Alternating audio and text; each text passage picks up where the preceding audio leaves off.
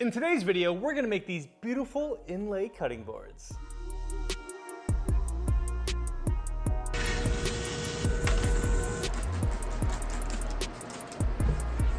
This video is sponsored by Incogni. I'm not going to go into much detail on the cutting board itself, as you can find tons of end grain cutting board videos online along with some of my earlier videos. But I do get a lot of questions about the plugs, which are the inlay part of the board. They're essentially just little end grain cutting boards that I glue up the same exact way and flatten with a drum sander. They have to be end grain because if you put face grain into end grain, it will just simply fail. And then I go ahead and square the cutting boards on the table saw and then head over to the CNC to flatten them. Then I use this chonky half-inch upcut to surface as it tears out drastically less than straight knives in the end grain. Holy moly, she's a thick bitch.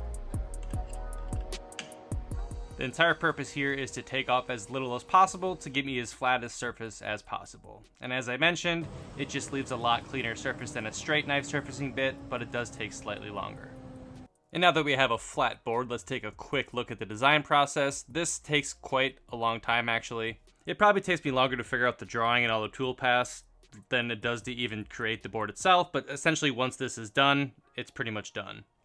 And then here's a quick look at how it all started. I kind of start with a design like this and start playing around, and then it kind of evolves and we slowly go on. I was going to put some other flowers around it, but it started to feel too cluttered, and then I ended up changing the knife direction, and we ended up with this here, which is what we'll be inlaying into the board today. All right, this is the big main focus of the video, is the dual knife cutting board. This one has like 100 inlays. There's something crazy, so we need to get this one going because it's going to take a multi-part process.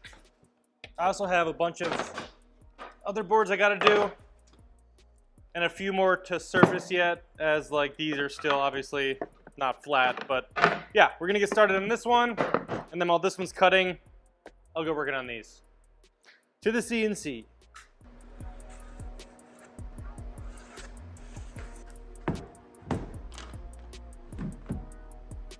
Once the board is on the CNC, I find center, and then I head over to the onefinity, and I save that 0 into the machine, so when I turn the machine off and come back the next time to do another inlay, I can simply do a G55 command and send it exactly back to the center of that cutting board. I then do all my Z heights manually, no real reason, that's just how I've kind of always done it. Turn the dust collection on with a little boop, and we're off to cutting.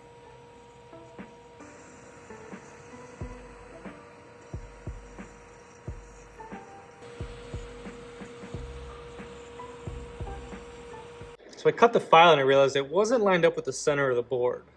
So I'll show you what happened in the software. So I went in here when I imported the file, and then I kind of build off of one main, and I have just a bunch of layers. So when I import it in there, I just kind of select the whole thing, go over here, and then hit center. And as you can see, it's not truly center because I just simply overlooked that. The circle should be in the middle of the board, but because of this like leaf overhang here, it throws it off like 0.4 inches. Bummer. It's not a big deal because I can just cut a ½ inch off of one side at this point, but I'll have to fix it for the future files. And then for detail passes, I use taper ball noses simply because they're more durable. That's pretty much the only reason you see me and like Rowan would use them. I'll have links to items we use along with discount codes in the description. Nick actually taught me how to do this, and a simplistic version of this was actually the first intricate board I actually learned on, and he helped walk me through. So this is essentially version 2.0 of that. Double the knives, double the flowers, and probably double the skill at this point. And just like that, the first pass is done. And can you tell it's uncentered? And then I use the AirWeights vacuum table for hold down on my plugs. I'll also have a discount code for this in the description if you're interested. And then I use this wide masking tape to seal off the bottom. I found the wider stuff works better as there's less seams for the air to leak through, and I have to tape it off because the end grain, the air pulls right through it. As the end grain is essentially a bunch of tiny little straws, it needs to be sealed off.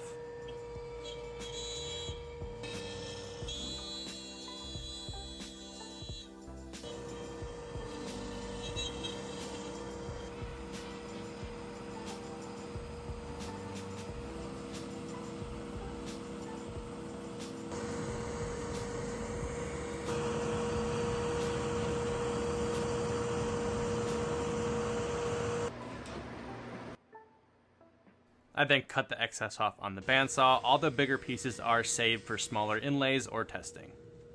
And now time for one of the more scary parts, the gluing process. First, I clean off any fuzzies with the scalpel just to make sure nothing gets in the way when I put the pieces together. And as always, we are using Type Bond 3 to hold this all together. Ranch flavored, of course.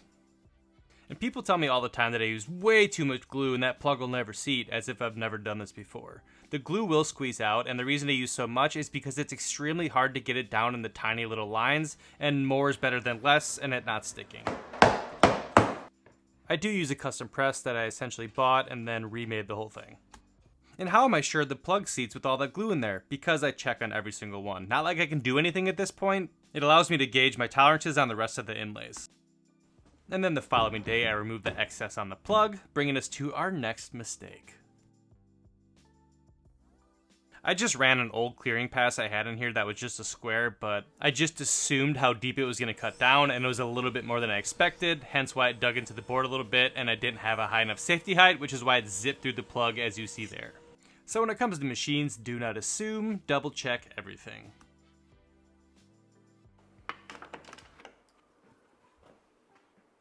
Whew. We got a little aggressive on the surfacing.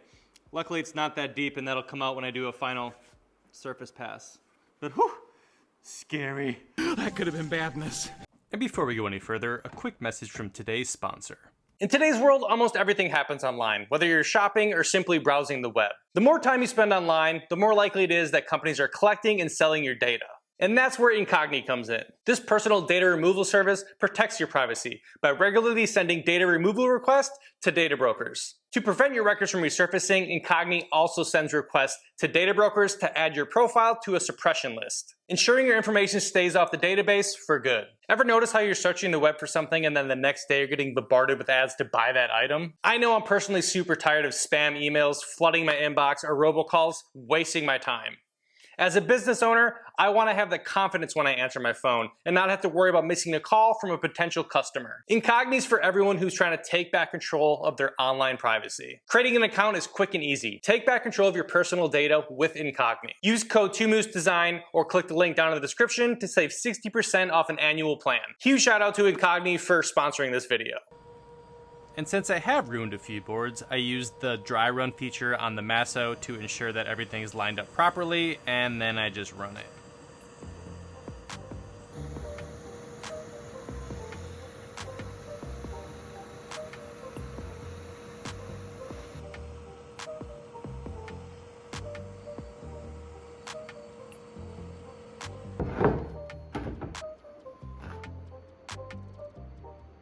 And for wood species and inlays, we're going to use this beautiful black limba, which has some crazy character in it. This cherry, this super dense exotic bloodwood, and a kume for the flowers.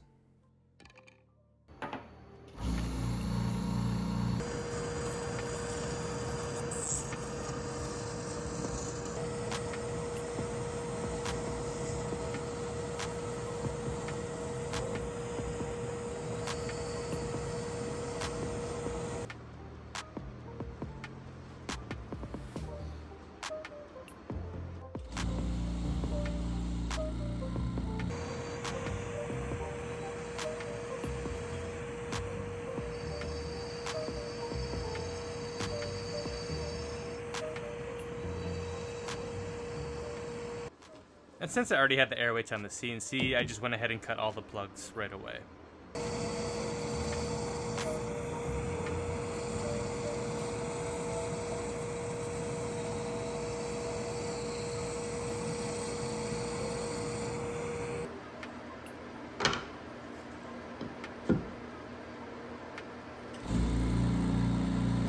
I actually did this clearing pass in 2 passes just because I was afraid to break my bit, because this stuff is dense.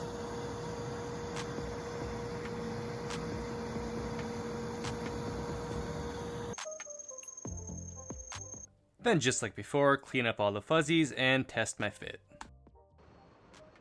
And because these were 2 wood species, I didn't really want to press them at exactly the same time, so I went ahead and pressed the black limba first because I knew it was a less dense species of wood than the cherry and it would press further into the board. So I first pressed the black limba, pulled it out of the press quick, and then went ahead and pressed the cherry. I also label and align these little tiny ones because it's hard to tell which way they actually go and you're working pretty quick. And as I was making this board, I was testing a couple other patterns, so I figured I might as well just quickly show those as well. This is a lower third flower design that I was actually going to put on this board in different colors, but I decided not to keep it more simplistic. I actually like these smaller lower third inlays the best just because they're smaller and I can sell them for less and they don't have to be quite as expensive, making them more accessible to more people. And I really like the walnut and hard maple combo because they contrast super well and they're very easy for me to get and they're not overly expensive. I mean, walnut is, but the hard maple is not so bad. It's relatively cheap compared to something like bloodwood, which is super dense, super expensive, and it's not the easiest to get.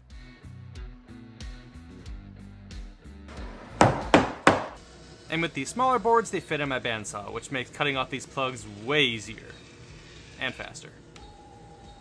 But the bandsaw doesn't flatten or remove the glue. And then back to the big board. These little tiny ones I like to just cut off by hand because it takes seconds and I'm afraid that the big giant 1/2 inch upcut will just rip them out. And not that it'll rip them out, I just don't want it to like tear out or break out a corner or something like that, so it's just not worth risking it to me.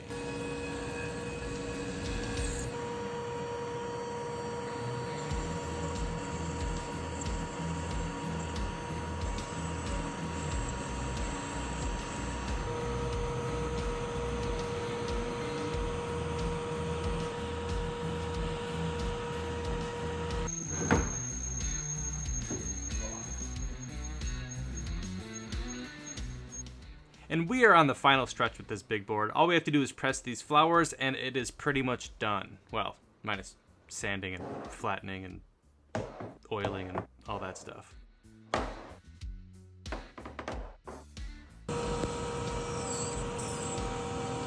And right about here is where I'm afraid stuff's gonna tear out. And then onto the third and final board. So this one's kind of a test piece for me because every once in a while I test my tolerances and see how much detail I can pack into one board with like line weights and stuff like that. And this was one of them. So I'm not exactly 100% confident in it, but let's see how it turns out. And as soon as I pulled it off, I noticed a couple areas that I got a little too overconfident with what I could get away with, but for the sake of learning, we're committed. And I used the wrong maple plug when I did the plug inlay for the knife outline, and this one was supposed to be bigger, and I cut it quite close, so hopefully this works as well. And for this one, we'll have to bust out the big guns, mayo-flavored Type Bond 3 to hold it all together. And as I mentioned before, it's really hard to get this glue down in the line because of like bubbles and all that stuff, so when you spread it around, you might think it's down in there, but really it's not. So I kind of use this spreader here to kind of get it in there. Sometimes I'll lightly put the plug in and then pull it out and see a whole area has practically no glue.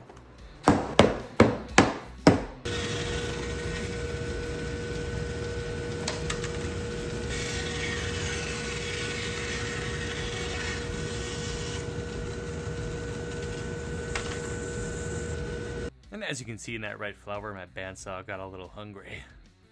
And then after a few days of resting after all the inlays were in, we're doing the final surfacing on this big boy. It's 20 by 16. Carve time, it took about 2 hours and 51 minutes. And then this board here actually took longer because it has to do so much clearing with the detail bit, and that took roughly 4 hours for this entire board. But that board only touches the CNC one time, and I don't have to do multiple inlays, so it's essentially easier. And after several passes through the drum sander, it's on to sanding. I sand these to about 150, 180. I give them a good water pop to raise the grain. And ooh, I almost wish I could just leave it natural. It's so pretty. But you raise the grain because when you wash it after it's finished, it doesn't get fuzzy. The wood swells after it gets wet, but then you sand off that swelly fuzziness and it doesn't do it again. And then to finish the boards, we use walrus oil cutting board oil, which is just a natural blend of natural oils that protects it from water and like stains and stuff. I honestly don't know how I feel about the bloodwood on like the roses over there. I think it's a little too dark. I wish I would have used like mahogany or something, but it's a unique, cool looking wood.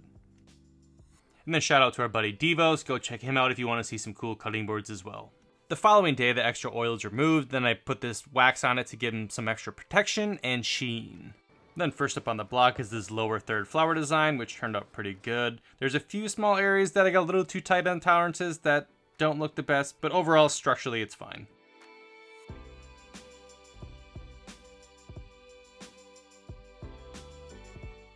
And then this one, absolutely love it. I think it looks so cool. My tolerances were a little too aggressive on it. I then went into the software afterwards and I fixed those mistakes that I found after I make the first board. These first two boards I'll just sell at a discount as they're not perfect and have some glue gaps. Overall, the boards are structurally fine, they just aren't perfect to my standards. I just sell these as like a first run board and just say in the description that, you know, pointing out some of the flaws of the board, and people just get them at a discount as I can't really sell it for full price because I'm not 100% happy with it. But, ooh, beautiful.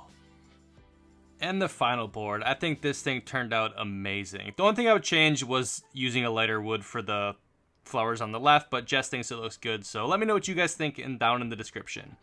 And thanks so much for watching. We appreciate you all. If you want to support the channel, we do have a Patreon. You can check us out over there to get some files and stuff like that. There's also affiliate links down in the description if you'd like to support us that way. Thanks again for watching.